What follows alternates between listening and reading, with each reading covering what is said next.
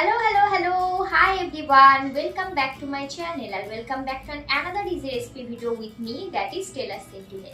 If you are new, then please do subscribe to my channel, hit the bell button, give a thumbs up and share with your family and friends.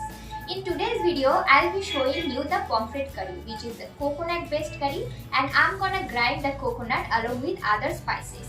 It really goes well with the hot and steamy rice, and there's nothing new to say about the extraordinary taste of the pomfret curry.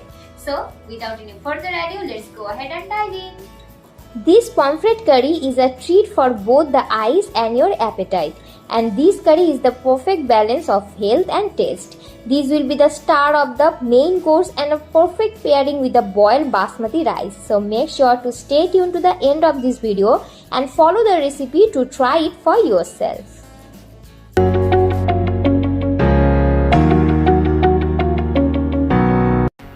For this, I have taken 2 whole medium-sized of pomfret fish, cleaned and washed up, and of around 250 grams of each, and making incisions finely around its belly. I will do the same on the both sides. 2 incisions on the each side are good to go for frying the fish. Now time for some quick marination with 1 teaspoon of turmeric and some salt to taste. And rub the fish well with the turmeric and salt mix and keep it aside for 5 to 6 minutes. Let's prepare the masala for the curry. For this, I have taken broken cashews that we generally use in cooking, around 1 small bowl, and 1 tablespoonful of poppy seeds, and pulse it up by adding 1 tablespoon of normal water.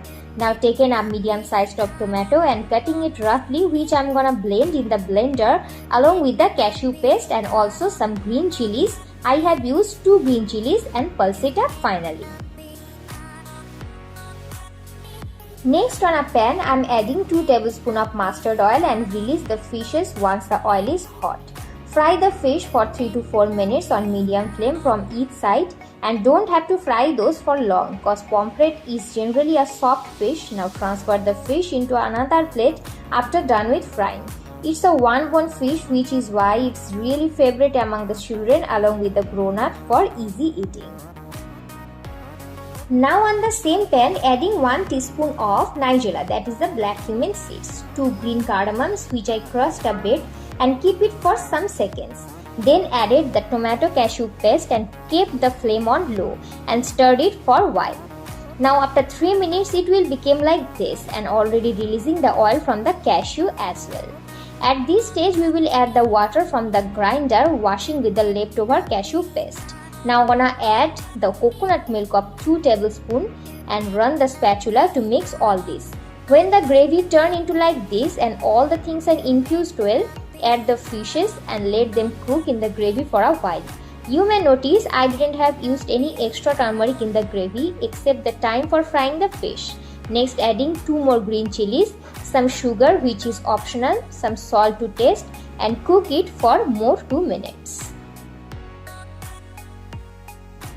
It's plating time. For my pomfret fish curry recipe, I prefer a thicker curry, but you can adjust the consistency of the gravy to suit your taste. And also wanna add that I haven't used any of the dry masala except the turmeric powder. Still, it became super delicious, and this is the specialty of this curry. The well-balanced taste from cashew, coconut, poppy seeds is the key to its taste and texture.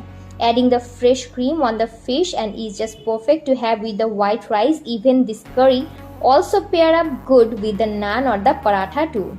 Such a versatile dish, yet really easy to make, and completed today's recipe by sprinkling some freshly chopped coriander and salads by the side.